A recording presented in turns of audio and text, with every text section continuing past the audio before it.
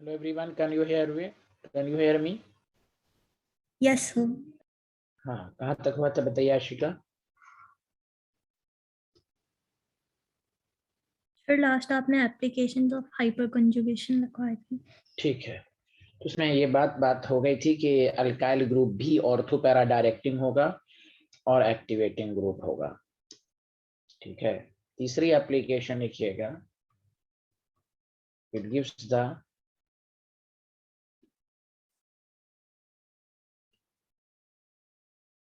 Idea of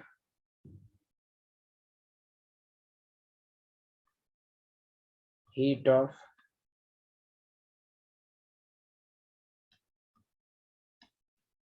hydrogenation of alkene।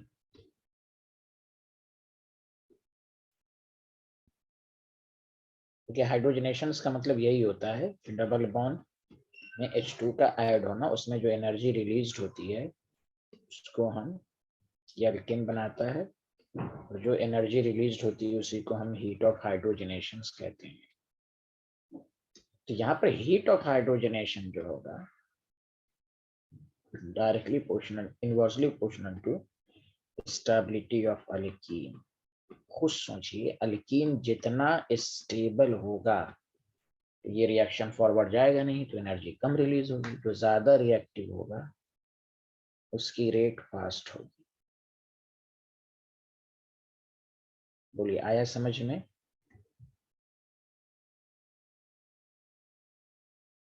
Yes sir. तो heat of hydrogenation inverse, देखिए बस अब अल्कीन की स्टेबिलिटी आपको मालूम है। सबसे पहले रेजोनेंस को देखेंगे, उसके बाद हाइपर कंजुगेशन उसको देखेंगे। तो जैसे अगर आपसे कोई पूछे, ये लिख लिया था ये वाला स्लाइड? नहीं सर, लिख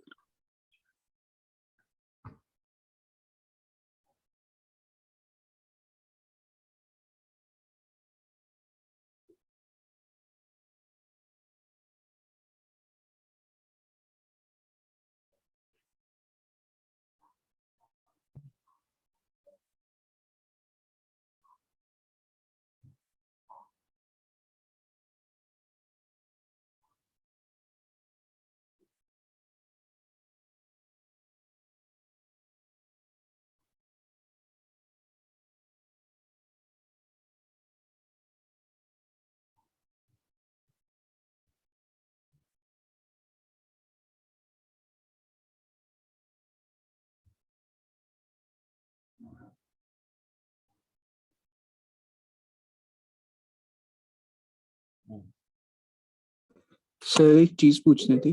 हाँ बताइए। सर जो जीओसी वाला चैप्टर है उसके एंड में एक पार्ट है जो मतलब स्कूल एग्जाम्स के लिए डिलीट हो गया था सर, तो वो मतलब जेई में भी आते हैं या नहीं? हाँ आते हैं, एकदम आते हैं। तो जो है क्रिस्टलाइजेशंस है, डिस्टिलेशन है, जिल्डॉन्स मेथड, एकदम मिसलेनियस टॉपिक है। वही सब तो आते ही हैं जिस पर स्टूडेंट कम ध्यान देते हैं। डुमास मेथड, जिल्डॉन्स मेथड, ये सब आते हैं। इसमें न्यूमेरिकल भी है, क्वालिटेटिव एनालिसिस, क्वांटिटेटिव एनालिसिस। समझ रहे हैं आप? यस तो सर। आती हैं, जे में आती हैं। और सबसे बहुत इंपॉर्टेंट टॉपिक है, this is miscellaneous topic.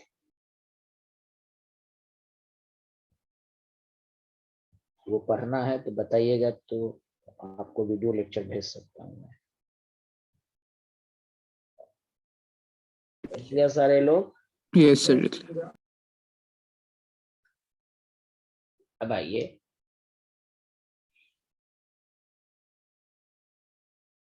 Heat of hydrogenation इस पर भी डिपेंड करेगा, directly proportional to number of double bond.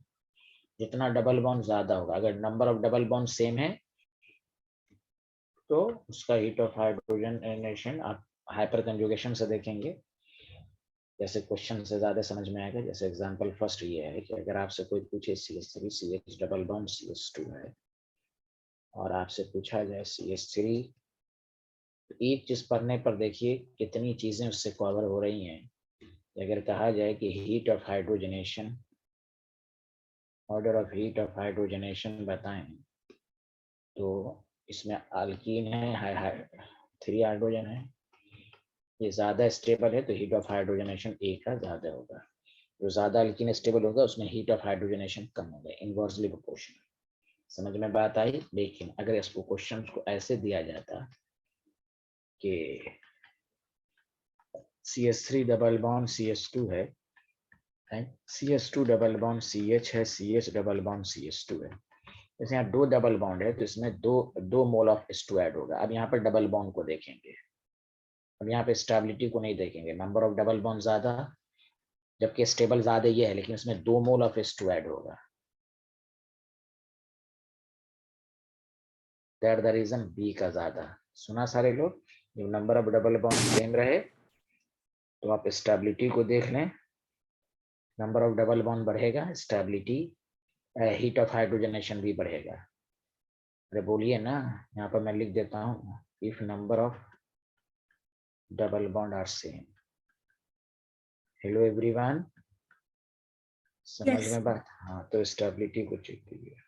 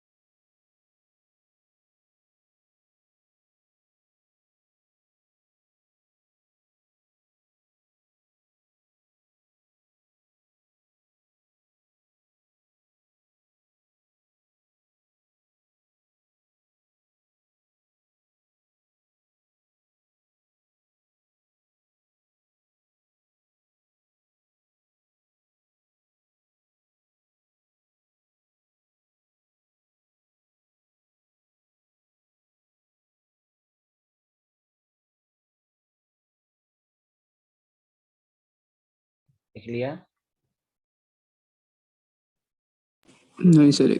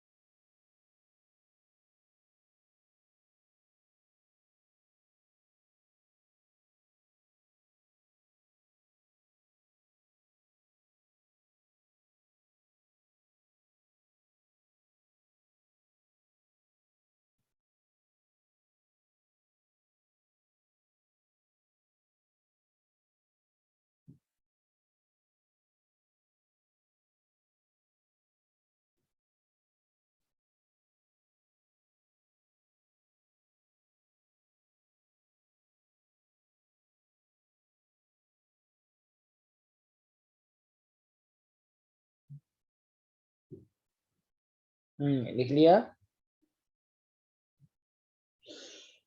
Yes sir.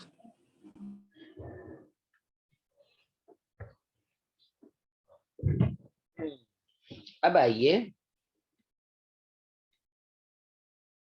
तो ये था आपका heat application of hyperconjugation. तो this is all about of the electron displacement, plus I minus I, plus M minus M, and hyperconjugation आपने पढ़ा।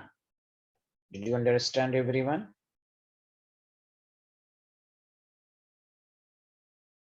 Hello. अब आइए, हम लोग जो पढ़ने जा रहे हैं वो है intermediate.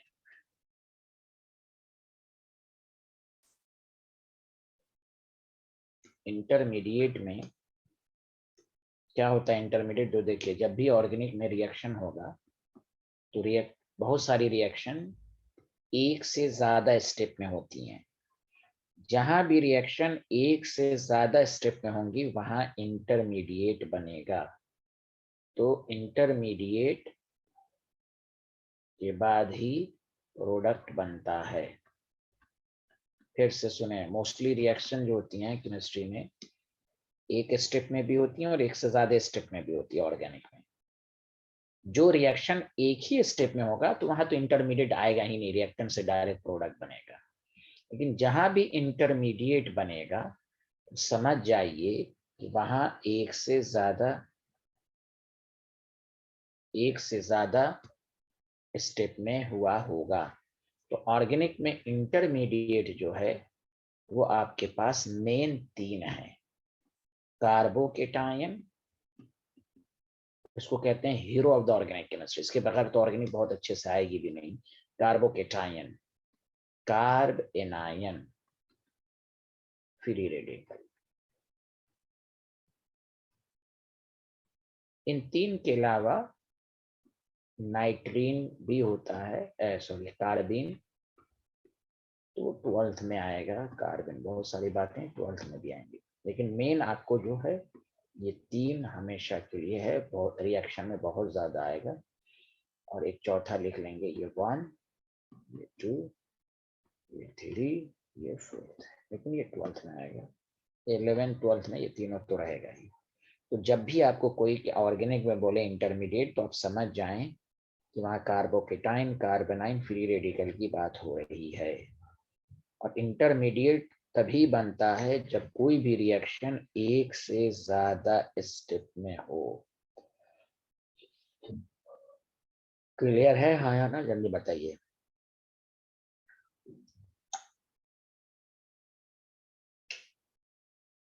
Hello, can you hear me?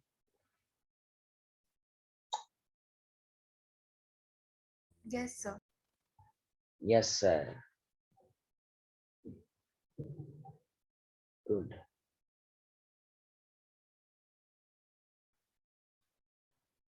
अब हम इंटरमीडिएट क्यों पढ़ते हैं, इंटरमीडिएट को क्या ऑर्गेनिक में क्या रिलेशन है, ये लिख लिया सारे लोग? हाँ या ना, जल्दी बताइए आप। Yes yes sir.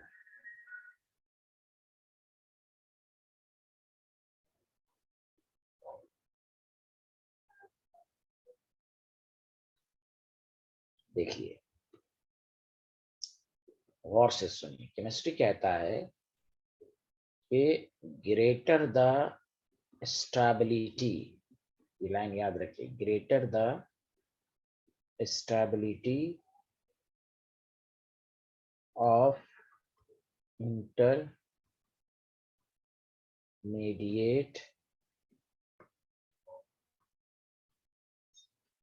more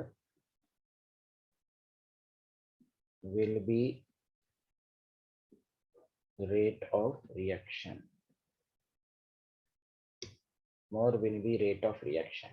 सुनिए अच्छे से, ये जितना स्टेबल होगा इसका मतलब रिएक्टेंट फॉरवर्ड डायरेक्शन, खुद सोचिए, जो रिएक्टेंट ज्यादा स्टेबल इंटरमीडिएट दिया होगा इसका मतलब रिएक्शन तेजी से फॉरवर्ड में जाएगा।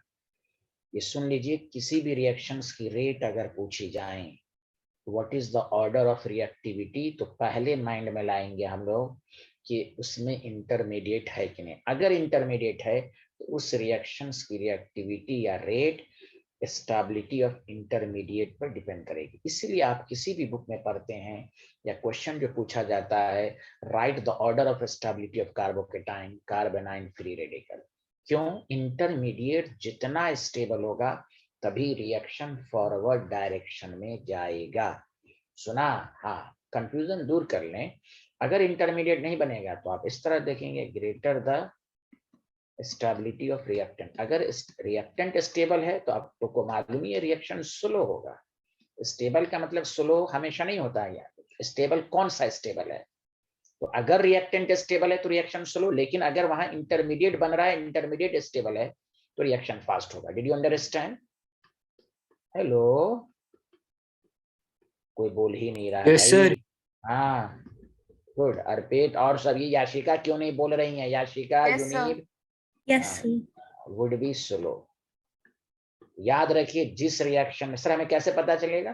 क्योंकि जैसे मेन चैप्टर पढ़ेंगे उसमें तो 11th में तो कम ऑर्गेनिक है। तो यहाँ देखें, कार्बोकेटाइन कार्बोनाइन फ्री रेडिकल कार्बिन, समझा कि नहीं? तो जितना इंटरमीडिएट स्टेबल होगा रिएक्शन फास्ट होगा। इसलिए हम जो टॉपिक अब पढ़ेंगे कार्बोकेटाइन की स्टेबिलिटी, कार्बेनाइन की स्टेबिलिटी, फ्री रेडिकल की स्टेबिलिटी।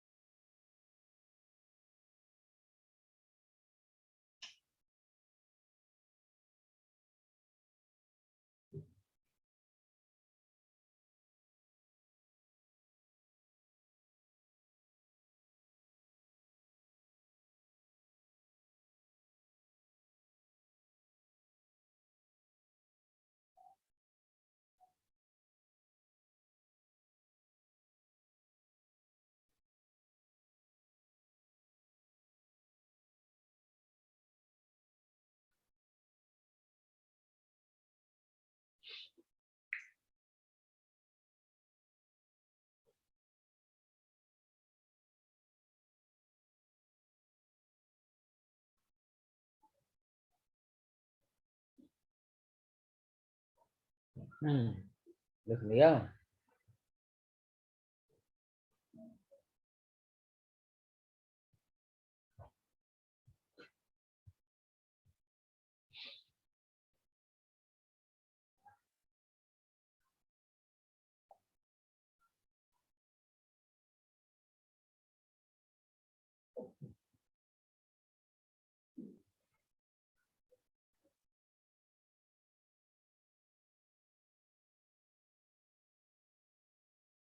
हेलो, लिख लिया?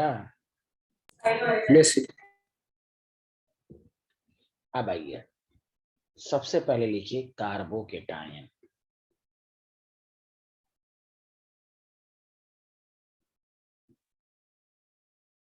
डिफिनेशन तो आसान है, कंसेप्ट इंपॉर्टेंट है।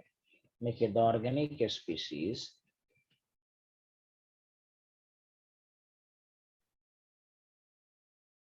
in which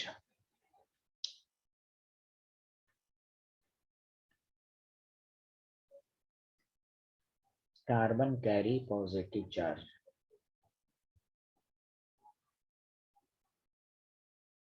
is called carbocation.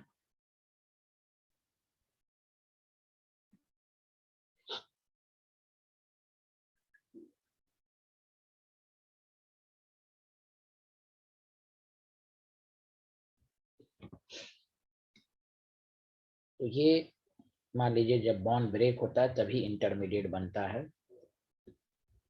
ये दोनों इलेक्ट्रॉन किसी एक एटम पर जाएगा तो कार्बन पर पॉजिटिव चार्ज आएगा।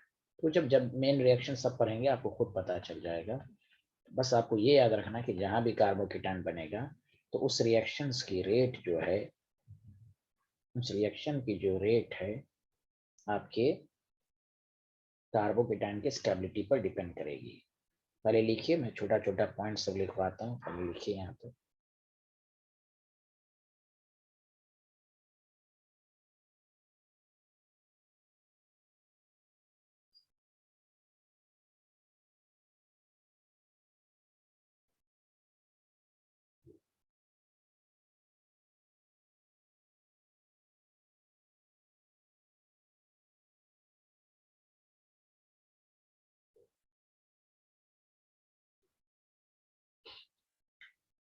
हम्म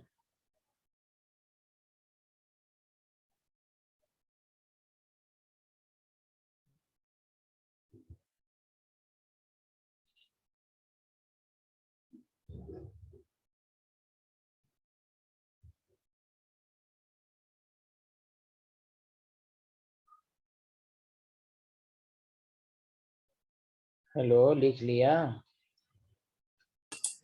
यस। देखिए, कार्बोकेटाइन जो होता है ना, it is formed by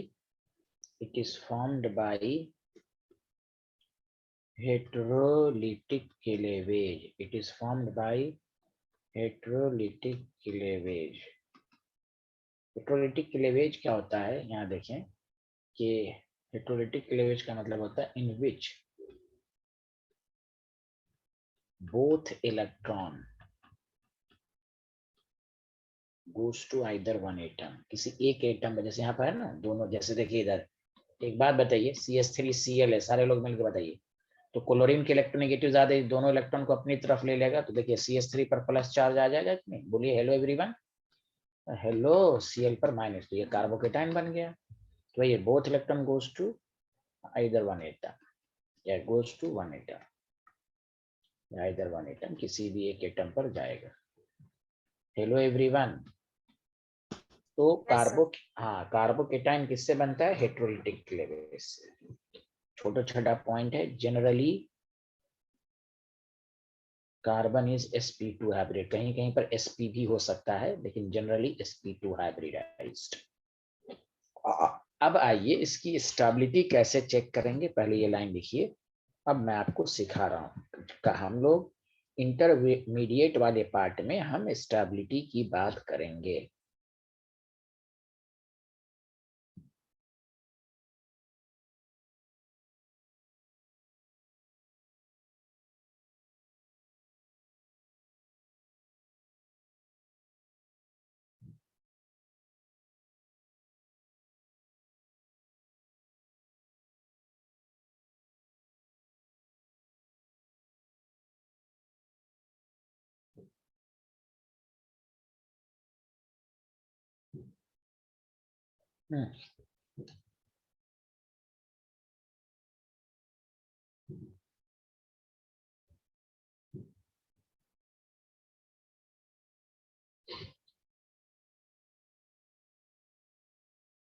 India बताइए ना।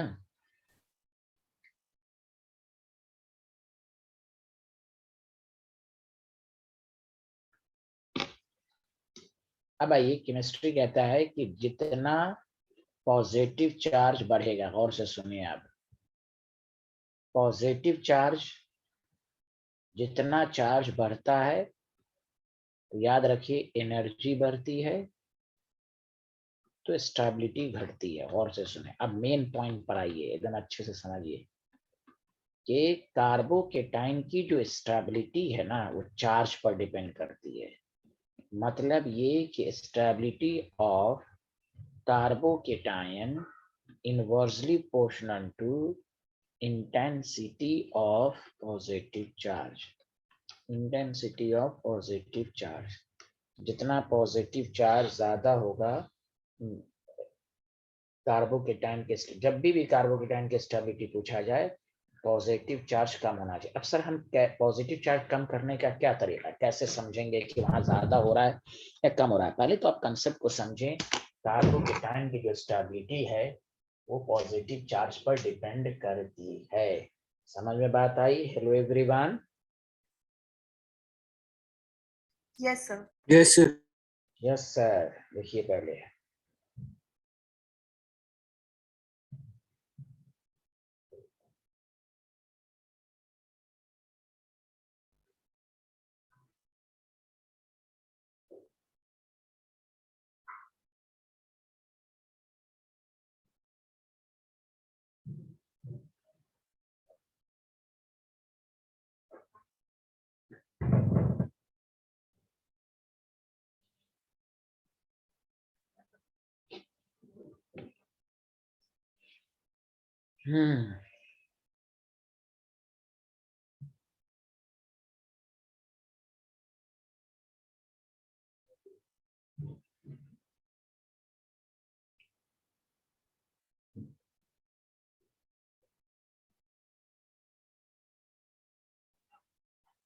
लिख लिया।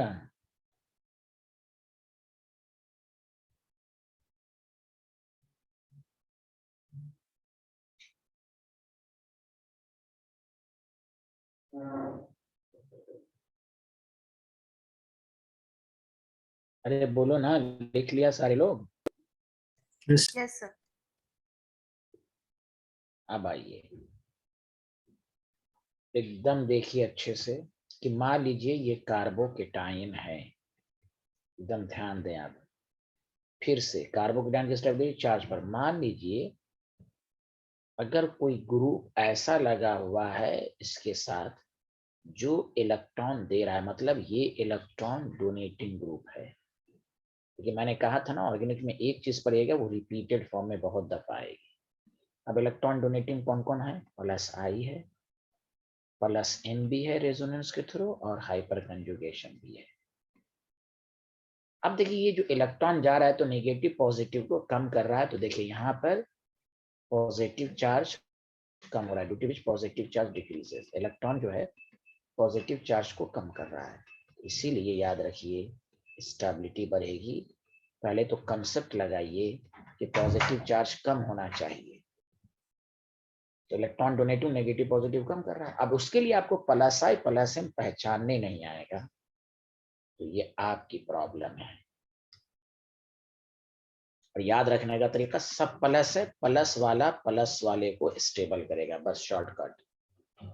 कॉन्सेप्ट से याद रखना है, तो इलेक्ट्रॉन डोनेटिंग पॉजिटिव चार्ज को कम कर रहा है।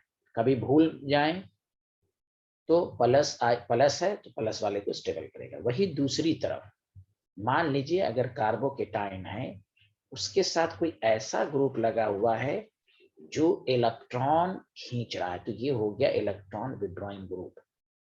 और इलेक्ट्रॉन विड्रॉइंग ग्रुप कौन कौन होता है? माइनस आई माइनस एम। अब बताइए जब ये इलेक्ट्रॉन खींचेगा तो पॉजिटिव चार्ज और बढ़ जाएगा कि नहीं? जल्दी बोलिए। और पॉजिटिव चार्ज जब बढ़ेगा तो स्टेबिलिटी कम होगी। तो बस आपको स्टेबिलिटी जब भी कार्बोकेटाइन का ऑर्डर कहे तो आपको यही देखना किसमें प्लस है, किसमें प्लस एन है, किसमें हाइपर कंजुगेशन है, किसमें रेजोनेंस इफेक्ट है। तो प्लस वाला प्लस को स्टेबल करेगा, माइनस वाला माइनस प्लस उल्टा है, इसका मतलब इसकी स्टेबिलिटी को घटाएगा। एक याद रखने का तरीका है। क्यों घटाएगा? तो electron withdrawing group positive charge को और बढ़ाता है। Did you understand? Hello everyone, concept सबको समझ में आ रहा है कि नहीं? ये बोलिए।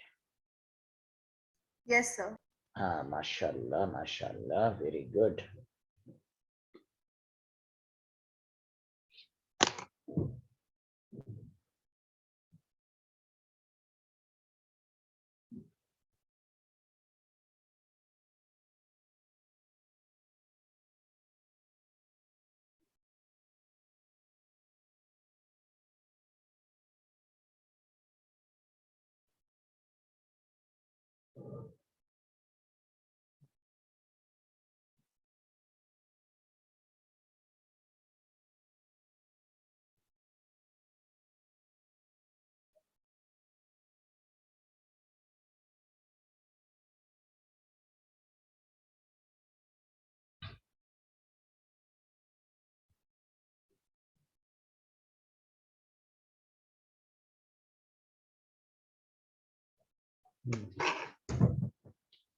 हेलो एवरीवन, लिख लिया?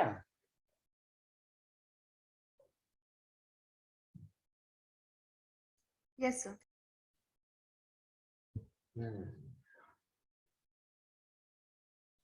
Very good.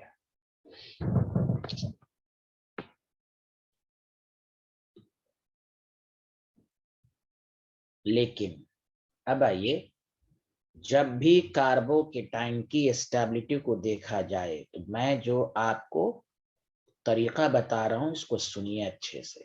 Order of preference, ये तो मैंने बताया कि स्टेबिलिटी किन किन बातों पर। सबसे पहले जब स्टेबिलिटी का ऑर्डर करें, सबसे पहले देखिए उसमें बैक बॉन्डिंग रेजोनेंस है कि नहीं, बिकॉज रेजोनेंस उसमें भी बैक बॉन्डिंग वो सबसे ज्यादा स्टेबल करता है। उसके बाद आप रेजोनेंस को देखेंगे, रेजोनेंस इफेक्ट को। बैक बॉन्डिंग की क्या पहचान है? मैंने आपको बताया था कि एक एटम पर लोन पेयर हो और दूसरे एडजेसेंट एटम पर पॉजिटिव चार्ज हो, तो ये देखिए इलेक्ट्रॉन देके इसके इलेक्ट्रॉन डिफिशियंसी को कम करेगा। उसके बाद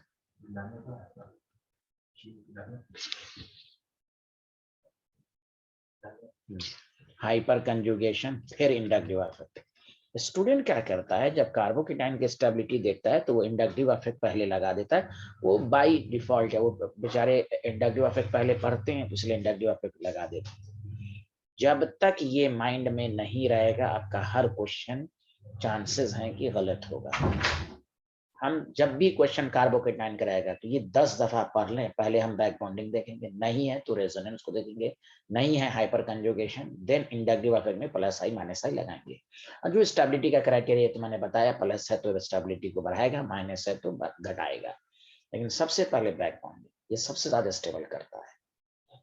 तो स्टूडेंट की प्रॉब्लम यही है कि चूंकि इंडक्टिव इफेक्ट हर टीचर लोग पहले पढ़ाते हैं, तो स्टूडेंट को भी यही लगता है कि सबसे पहले इंडक्टिव इफेक्ट अप्लाई करेंगे, इससे कुछ क्वेश्चन तो होगा, कुछ क्वेश्चन नहीं होगा, और आपको हर क्वेश्चन में डाउट होगा, देने को कुछ दे दिया कुछ।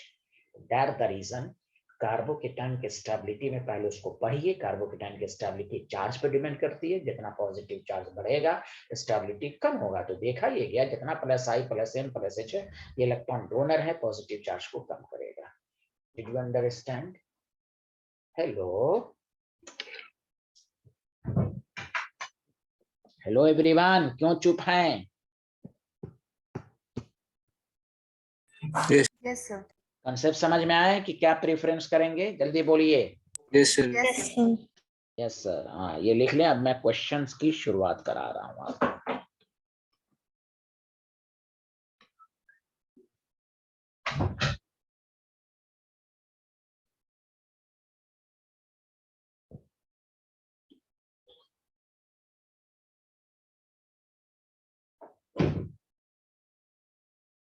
बोलिए, लिख लिया?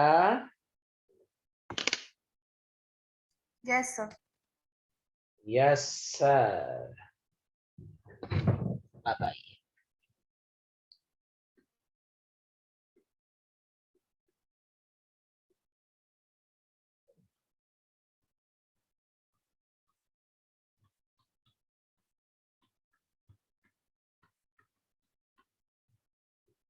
सब लोग मेरे साथ साथ लिखिए।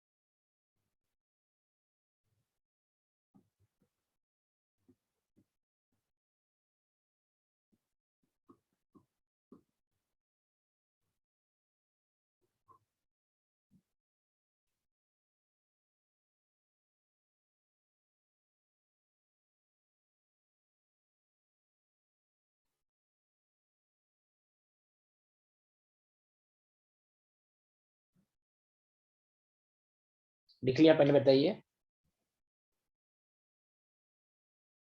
Yes. Yes, sir.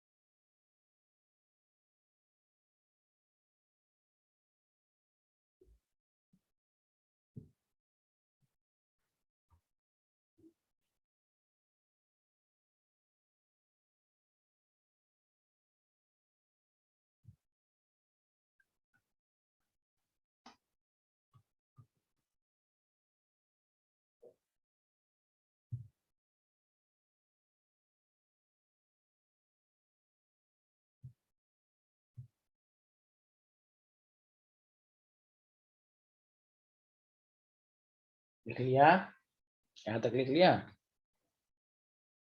Yes, sir. Yes.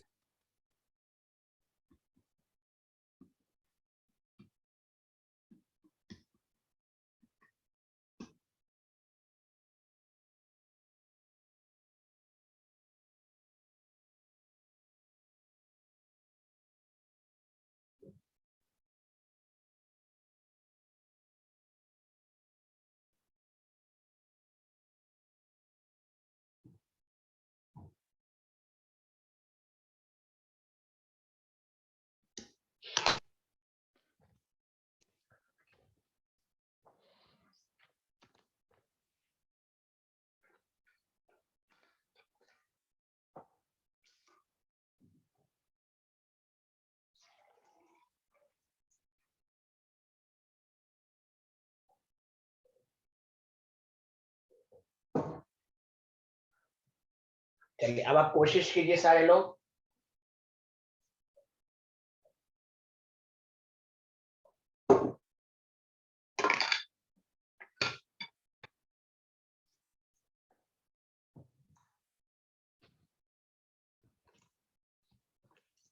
चलिए यहाँ तक लिख लिया, अभी और क्वेश्चन देंगे। यहाँ देखिए, जैसे पहला क्वेश्चन है, देखिए कैसे ट्राई करेंगे। सारे लोग सुन रहे हैं मेरी आवाज? Yes, sir. गुड। देखिए जैसे अगर आपको क्वेश्चंस कहा कि right the order of stability of carbocation,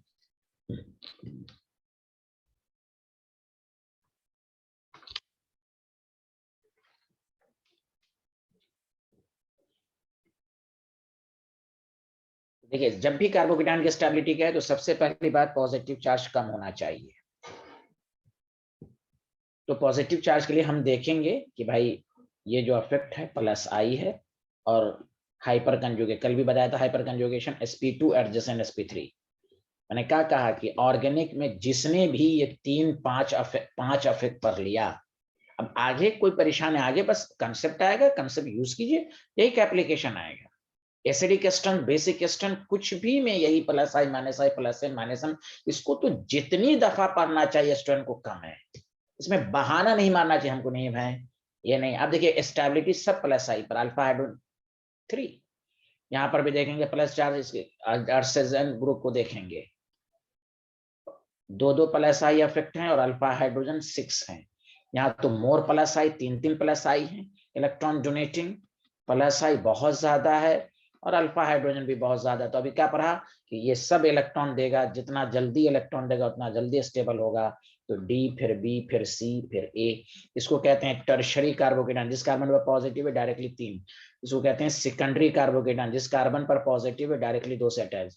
इसको कहते हैं प्राइमरी कार्बोकेटायन। तो हम इस बात को नहीं रटे। हाँ, ऐसे कोई पूछे प्राइमरी, सेकेंडरी, टर्शरी कार्बोकेटायन में मोर स्टेबल कौन होता है? टर्शरी। लेकिन अच्छे स्टूडेंट की पहचान ये है कि कोई जरूरी नहीं कि टर्शरी कार्बोकेटायन स्टेबल हो सकता है, हमारा रेजोनेंस हो जाए तो रेजोनेंस इज डोमिनेंट। हाँ, एक कुछ क्वेश्चंस के लिए याद रखना है, लेकिन ये कंसेप्ट नहीं है, इसलिए मैंने आपको पहले टर्शरी वगैरह बताए हैं। आप इसी तरह चले, जो भी इफेक्ट है प्लस आई देखने, तो टर्शरी, सेकेंडरी, प्राइमरी, मिथाइल। बताइए ये समझ में आया कंसेप्ट कैसे यूज करना है? Hello everyone. Yes. अब कोई कहेगा कि सर हमको प्लस आई हाइपर कंजुगेशन नहीं आता है, तो आप दीवार अगर होगी तो वहां सर टकरा लें, ये आपकी प्रॉब्लम है। ये सब पढ़ाया जा चुका है। इसलिए ऑर्गेनिक में खास बात सब यही है, लोग कहते हैं सिलेबस बहुत ज्यादा होता, कुछ नहीं, ऑर्गेनिक में यही 12 रिपीट होंगी। ये जितना मजबूत होगा आगे ऑर्गेनिक अंडरस्टैंडिंग में आपको बहुत फायदा देगा। Otherwise fill in the blanks. सुना सारे लोग? अब आइए यहाँ फिर देखेंगे कार्बोकेटायन। जस्ट जितना क्वेश्चन करें घर पर, मन में अपने कंसेप्ट को रिपीट करें। कहता है ना हम भूल जाते हैं, उसके पढ़ने का तरीका ही रॉन्ग है। कार्बोकेटायन है, मन में लाएं। कार्बोकेटायन की स्टेबिलिटी की बात हो रही, तो हमें ये देखना है पॉजिटिव चार्ज कम होना चाहिए। पॉजिटिव चार्ज कम होने की पहचान है कि उसमें हम इलेक्ट्रॉनिक फैक्टर को देखेंगे। तो ये प्लस आई है, अल्फा हाइड्रोजन 3 है। यहाँ sp2 है, कोई अल्फा हाइड्रोजन नहीं, अल्फा हाइड्रोजन तो है ही नहीं है, और माइनस आई इफेक्ट है, क्योंकि s कैरेक्टर बढ़ता है तो माइनस आई होता है। जितना पढ़ेंगे उतना माइंड में आएगा। sp है तो, और ये मोर माइनस आई है। माइनस आई इफेक्ट क्या करता है? माइनस आई इलेक्ट्रॉन को खींचता है, प्लस प्लस वाले को स्टेबल करेगा। तो फिर ए, फिर बी, फिर सी। आया समझ में? Hello everyone. Yes, sir. बताइए, एक ही आवाज आ रही है, यूनियन भाषण याशिका जैन को समझ में आ रहा है? Yes, sir. सर फर्स्ट वाला DCBA नहीं होगा? अच्छा हाँ, डी, फिर सी, फिर बी, फिर ए, क्योंकि इसमें सेकेंडरी है ना। सर सेकंड वाले एग्जांपल में एक ही अल्फा हाइड्रोजन है ना? अल्फा हाइड्रोजन है ही नहीं। sp एडजेसेंट sp3 कल ही पढ़ा, भूलते बहुत हो तुम। यूनिब क्या था सर सी कंडीशन? वाला पहला sp2 होना चाहिए, एडजेसेंट sp3 होना चाहिए। क्या इसमें कोई sp3 है? ना, इसमें sp3 है। हाइब्रिडाइजेशन चेक करने नहीं आता है।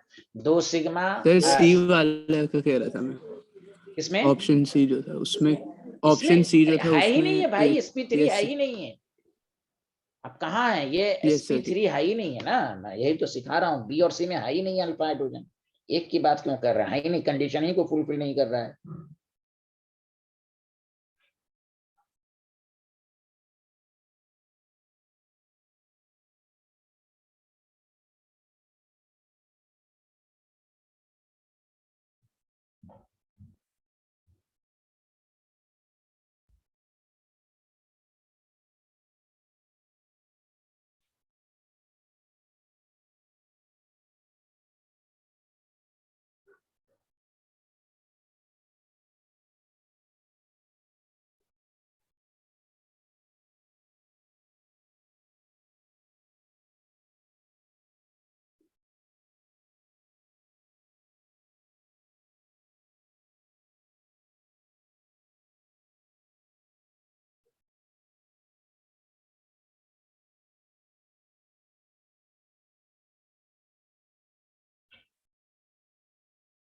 लिया? Yes, sir. Yes, sir. अब इस पर आइए, फिर से देखिए कार्बोकेटाइन की स्टेबिलिटी की बात आ रही है। और मैं एक बात हाँ रिपीट करना भूल गया। सबसे पहले माइंड में हम रेजोनेंस को लाएंगे। रेजोनेंस कहीं में नहीं है, ये बात बोलना मैं भूल गया। सबसे पहले हम बैक बॉन्डिंग रेजोनेंस किसी में नहीं है, ना रेजोनेंस है, इसलिए आपने हाइपर कंजुगेशन वगैरह को देखा। यहाँ भी देखेंगे रेजोनेंस तो नहीं है, नहीं है। अब रेजोनेंस की कंडीशन सब आपको पढ़ा दी गई है। आपको क्या कि हमको नहीं मालूम है, ये आपकी प्रॉब्लम। अल्फा हाइड्रोजन 3 किसी में भी रेजोनेंस नहीं है, तो यहाँ ये माइनस आई इफेक्ट है, यहाँ भी माइनस आई इफेक्ट है, यहाँ भी माइनस आई। तो आपको मालूम है माइनस आई वाला तो स्टेबिलिटी को कम करेगा, तो सबसे ज्यादा ए स्टेबल है। अब जो जितना स्ट्रॉन्ग माइनस आई इफेक्ट होगा उतना स्टेबिलिटी को कम करेगा। तो ए के बाद सी, फिर डी, सॉरी बी, फिर ए, क्या कहते हैं डी। इतना सारे ए सबसे ज्यादा स्टेबल, उसके बाद सी, उसके बाद बी, उसके बाद D. D more powerful minus I effect होता है कि नहीं? जल्दी बोले हाँ या ना। Yes, sir. Yes, sir.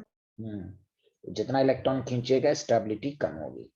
सबसे पहले माइंड में रेजोनेंस को लाएंगे। रेजोनेंस रेजोनेंस रेजोनेंस,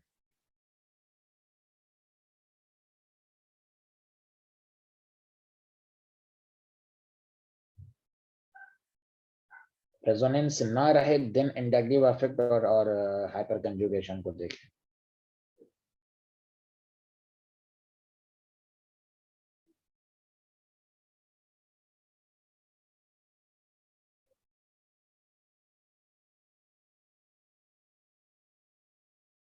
लिख लिया? Hello everyone. Yes, sir.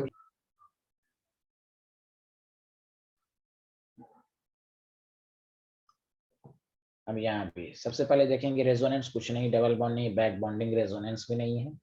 तो फिर हाइपर कंजुगेशन और उसको देखेंगे। तो ये sp2 है प्लस IB है बहुत ज्यादा 3, और अल्फा हाइड्रोजन है 9।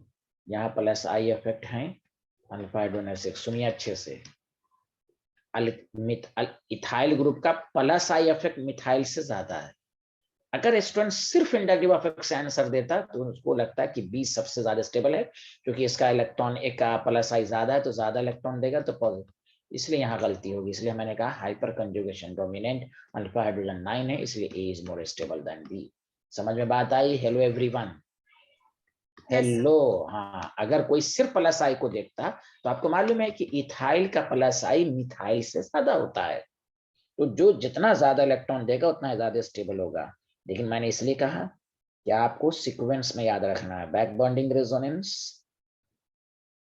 उसके बाद रेजोनेंस, हाइपर कंजुगेशन, देन आपको इंडक्टिव इफेक्ट। इंडक्टिव इफेक्ट के लिहाज से देखा जाए तो बी को मोर स्टेबल होना चाहिए, लेकिन ओवरऑल आपको मालूम है hyper conjugation is dominant, so the A is more stable. सबको समझ में आया? Hello everyone. Yes, sir.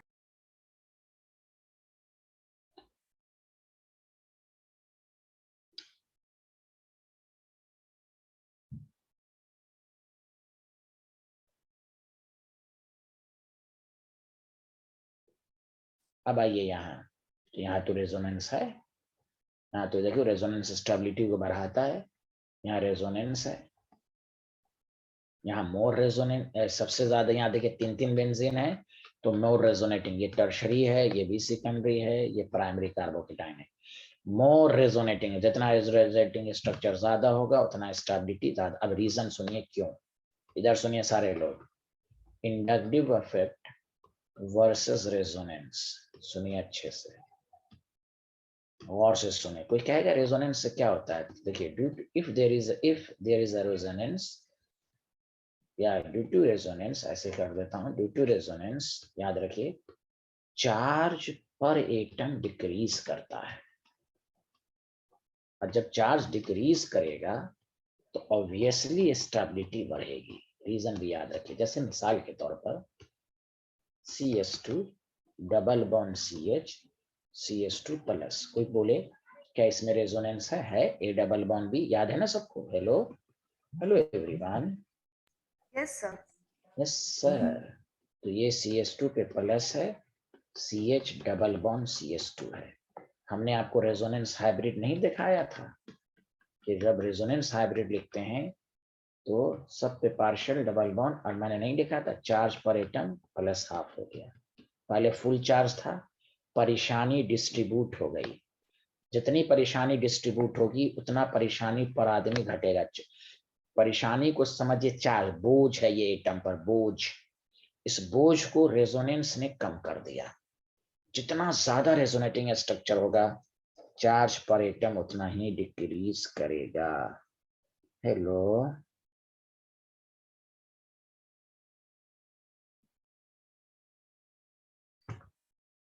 तो बोल ही नहीं रहे हैं।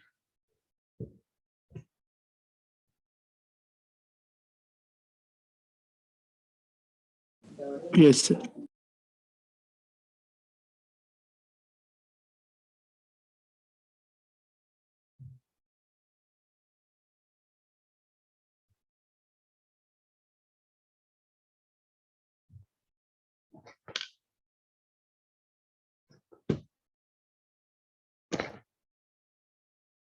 तो इसीलिए यहाँ पर जो आपके पास है, इसमें जो स्टेबल होगा सी, फिर बी, फिर ए, ये लिख लीजिए। और उसके बाद ये रीजन कहीं पर आप लिख लीजिए, रेजोनेंस से क्या होता है। और कुछ तो बोलिए, आ रहा है ना आप लोगों को समझ में कि नहीं आ रहा Yes, है? sir. Yes sir.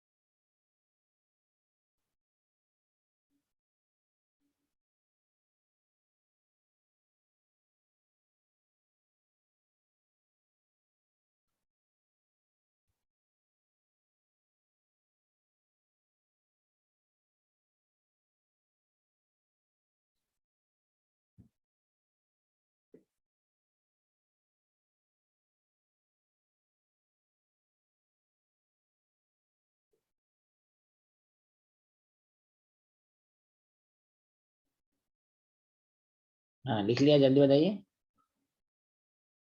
Yes, sir.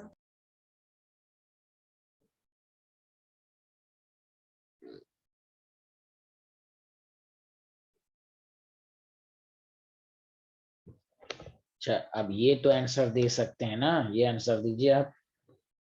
6, ये तो इतना बता दीजिए आप, कुछ तो बोलिए आप। एक भी तो आंसर दीजिए। एकदम स्टेबिलिटी के लिए पॉजिटिव चार्ज कम होना चाहिए। जहां पॉजिटिव चार्ज कम होगा वहां स्टेबिलिटी ज्यादा होगी।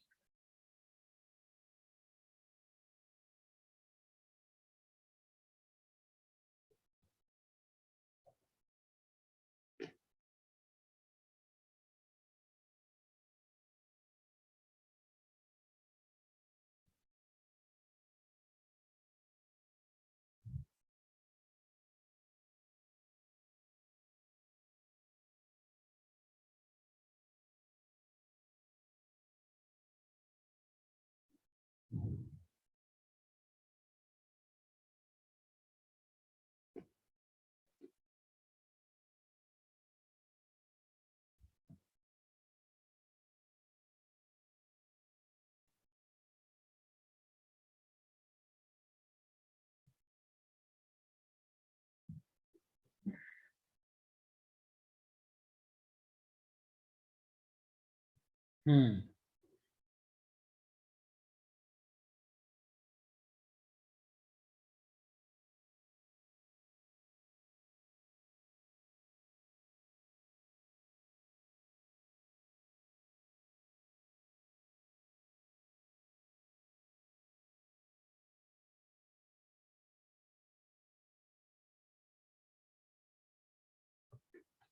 कौन स्टेबल है बताइए, तो क्यों नहीं बता रहे हैं भाई, सर बताइए। B B, why? B sir क्यों? उसमें बैक दिस इज उसमें correct answer, back this is bonding correct, very good. और कोई अगर सिर्फ देखता ना इंडक्टिव इफेक्ट तो क्या कहता कि बी लेस स्टेबल है। क्यों? सब कहता कि अरे फ्लोरीन में माइनस आई ज्यादा है, चारों तरफ से माइनस आई है पॉजिटिव चार्ज को, तो इसलिए गलत होता। इसलिए टीचर जिस तरह कहा कि बैक बॉन्डिंग, अब बैक बॉन्डिंग आपको मालूम है, resonance is dominant over inductive effect. और जो सिर्फ इंडक्टिव इफेक्ट को लेके पढ़ेगा, इंडक्टिव इफेक्ट लगाएंगे, तो वो तो उसके कुछ क्वेश्चन सही कुछ गलत होंगे। और स्टेबल ही नहीं, फार स्टेबल। यहाँ पर इसका माइनस आई नहीं लगेगा, जब रेजोनेंस आ गया तो रेजोनेंस लगेगा। और बैक बॉन्डिंग सिंपल रेजोनेंस से ज्यादा स्टेबिलिटी को बढ़ाता है। क्यों? ऑक्टेट कंप्लीट कर देता है, ये चार्ज को भी कम और ऑक्टेट भी कंप्लीट कर देता है। वो मैं वहां भी बताया था आपको। Hello everyone, can you hear me? जल्दी sir. बोले। तो इसीलिए मैंने कहा कि जब माइंड में ये बातें रहेंगी, बैक बॉन्डिंग फिर रेजोनेंस फिर हाइपर, तो गलती के चांसेस कम रहेंगे, बहुत ही माइन्यूट लेवल रहेंगे। समझा आप? जिस दिस पार्ट तो यहाँ पर लिख लीजिए, due to back bonding resonance. अब यही सब प्रेजेंस ऑफ माइंड होना चाहिए, बैक बॉन्डिंग रेजोनेंस, तो आपको सारा सही होगा। ओके, सबको समझ में आ रहा है?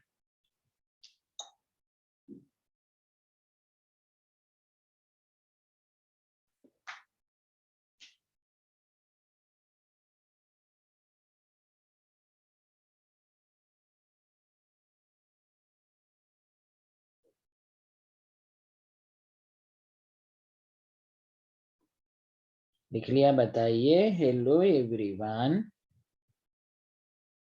सर एक बार पीछे वाली स्लाइड दिखा दो क्वेश्चन। क्वेश्चन यही है 6।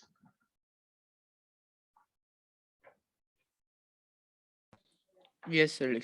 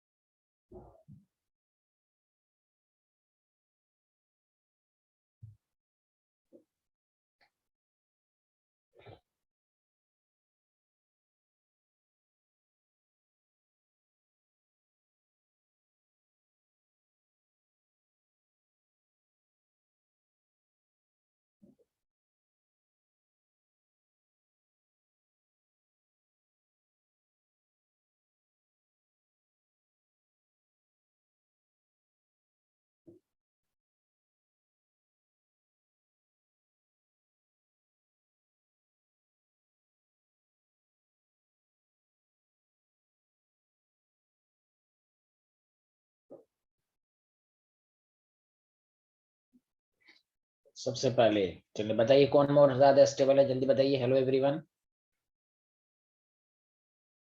इसमें प्लस आई भी है, 2 अल्फा हाइड्रोजन है। इसमें प्लस आई है, 6 अल्फा हाइड्रोजन है। यहाँ रेजोनेंस है, हाँ या ना जल्दी बताइए। Hello, yes sir resonance dominant over inductive effect, hyper CBA. कोई कंफ्यूज करेगा ये सेकेंडरी है ये प्राइमरी है, बुक में लिखा रहता है सेकेंडरी, अरे वो अल्काइल कार्बोकेटाइन के लिए लिखा रहता है, इसलिए आप अगर इसको रट लेंगे रिजल्ट के फॉर्म में तो फिर आपका गलती होगा। कंसेप्ट को लेके चलेंगे, आगे बढ़ें, जल्दी बताइए। Hello, hello everyone. नहीं बोलेंगे? मत बोलिए। अरे सबको समझ में आ रहा है, बोले ना। Yes, sir. Hello, yes sir हाँ देखिए सारे लोग देखिए, अब देखिए, मान लीजिए अगर आपको कुछ इस तरह का क्वेश्चन दे दिया कि सर सब में बैक बॉन्डिंग है, तो फिर क्या करेंगे? तो ये सब ट्रिक्स सब याद रखिए जो मैं आपको समझाने जा रहा हूँ। आपके पास OH है, आपके पास क्या कहते हैं उसको, CH2 प्लस OH हो गया, आपके पास Cl हो गया। देखिए यहाँ भी बैक बॉन्डिंग है, और सेकंड पीरियड है, इफेक्टिव बैक बॉन्डिंग है। यहाँ भी इफेक्टिव बैक बॉन्डिंग है, सेकंड पीरियड। यहाँ भी इफेक्टिव बैक बॉन्डिंग है, सेकंड पीरियड। यहाँ भी बैक बॉन्डिंग, लेकिन पीरियड गायब हो गया। तो यहाँ इफेक्टिव बैक बॉन्डिंग तो नहीं है, तो डी तो लेस स्टेबल हो गया। सुना? हेलो एवरीवन, एनर्जी गैप आ गया ना? Yes, sir. हाँ, अब सुनिए अच्छे से। अब सर यहाँ क्या करेंगे, सब तो सेकंड पीरियड है, तो एक ट्रिक्स याद रखिए कि इफ डोनर एटम का मतलब प्लस m हो रहा है, रेजोनेंस के जरिए होता है तो उसको plus m, donor atom belongs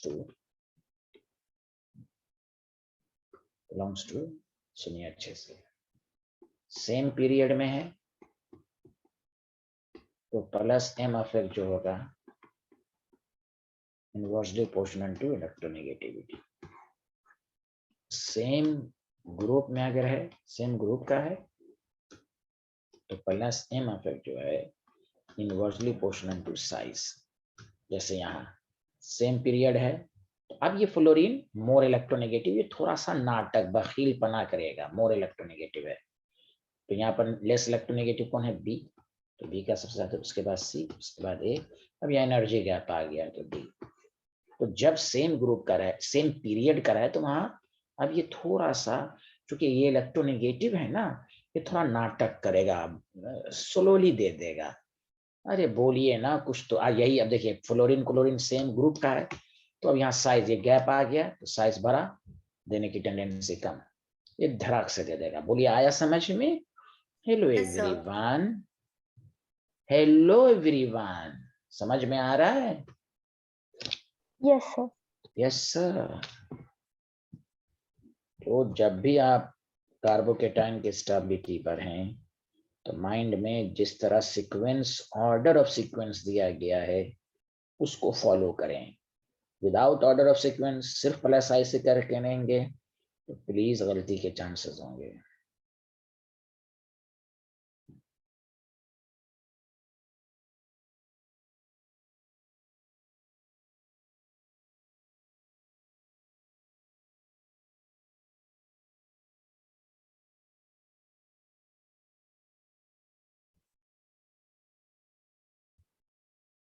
लिख लिया? हेलो एवरीवन,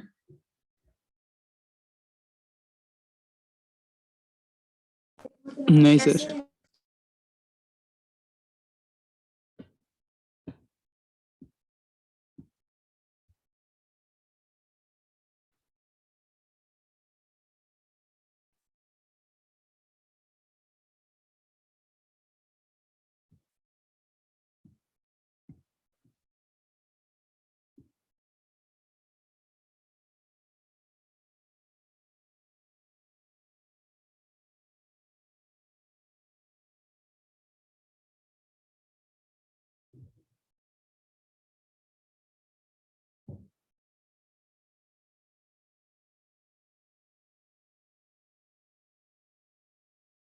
लिख लिया? Hello everyone,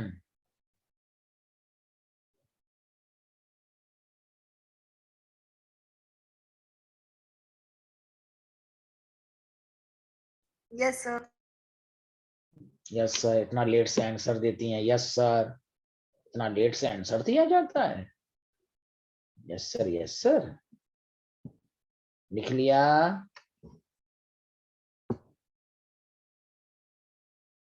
Yes, sir. Yes sir, very good.